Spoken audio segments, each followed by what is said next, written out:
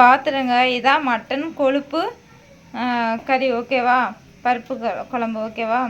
அதுக்கு மட்டன் எலும்பு வாங்கி அதுக்கு பிறகு தக்காளி, பச்சை மிளகா, வெள்ளைப்பூடு, சின்ன வெங்காயம் ஓகே, பருப்பும் கூட போட்டு அவிச்சு 11 விசில் விட்டுருங்க ஓகேவா.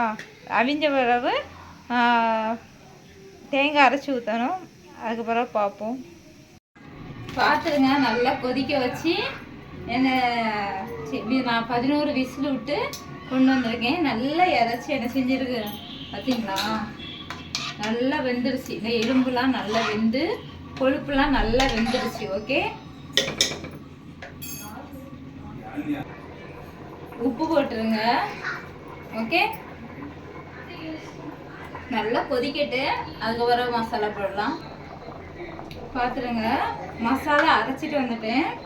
இதில் என்ன செய்யணும்னா கொஞ்சோட தான் போடணும் ஓகேவா. எரிப்பு ரொம்ப இருக்கக்கூடாது. பருப்பு குழம்பு மாதிரி தான் வைக்க போகிறோம்.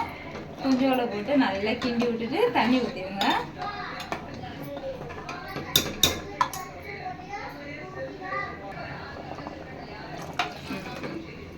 தண்ணி ஊற்றிடுங்க போதும் நினைக்கிறேன்.